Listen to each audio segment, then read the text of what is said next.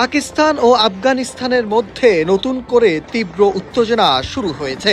আফগানিস্তানের দাবি, রাতভর সীমান্ত অভিযানে পাকিস্তানের ৫৮ জন সেনাকে হত্যা করা হয়েছে। এই ঘটনাকে কেন্দ্র করে দুই দেশের মধ্যে উত্তেজনা বৃদ্ধি পেয়েছে। বার্তা সংস্থা এপির প্রতিবেদনে এসব তথ্য প্রকাশ পায়। এদিকে পাকিস্তান জানিয়েছে প্রতিটি ইটের জবাব দিবে একটি পাথর ছুঁড়ে।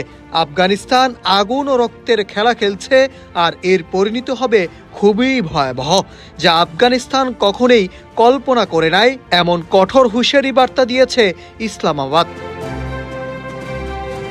আফগানিস্তানের উত্তরের সীমান্তবর্তী পার্বত্য অঞ্চলে পাকিস্তানি সেনাদের উপর ব্যাপক হামলা চালানোর দাবি করেছে তালেবান সরকার। তাদের দাবি, পাকিস্তান সম্প্রতি আফগান আকাশ সীমা লঙ্ঘন করে সীমান্তের ভেতরে একটি বেসামরিক বাজারে বোমা হামলা চালিয়েছিল।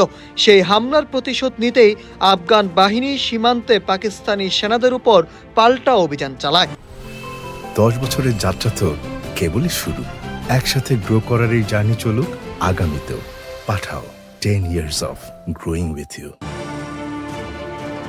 অন্যদিকে পাকিস্তানের পররাষ্ট্রমন্ত্রী মহসিন নকভি করা হুঁশিয়ারি দিয়ে বলেন, পাকিস্তান প্রতিটি ইটের জবাব দিবে একটি পাথর ছুঁড়ে দেওয়া হবে। আফগানিস্তান আগুন ও রক্তের খেলা খেলছে, আর এর পরিণতি হবে কঠিন ভয়াবহ। তিনি আরও সতর্ক করে বলেন, আমরা আমাদের সীমান্ত, জনগণ ও সার্বভৌমত্ব রক্ষায় কোনো আপোষ করব না। তালেবান সরকার শুধু সীমান্ত নয়, বরং বেসামরিক বসতিগুলোকে লক্ষ্য করে হামলা চালিয়েছে, যা আন্তর্জাতিক আইনে স্পষ্ট লঙ্ঘন। এই উত্তেজনায় এমন সময় দেখা দিল, আফগান তালেবানের পররাষ্ট্রমন্ত্রী আমির খান মুত্তাকি বর্তমানে ভারত সফরে রয়েছেন এবং দিল্লির কাবুলে পুনরায় দূতাবাস চালুর ঘোষণা দিয়েছে। এ প্রসঙ্গে নকভি হুঁশিয়ারি দিয়ে বলেন, ভারতের মতো আফগানিস্তানকেও উপযুক্ত জবাব দেওয়া হবে, যাতে তারা পাকিস্তানের দিকে বাঁকা চোখে তাকানোর সাহস না পায়। অভিযোগের জবাবে আফগান তালেবান সরকার জানিয়েছে, পাকিস্তান প্রথমে তাদের ভূখণ্ডে আগ্রাসন চালিয়েছে।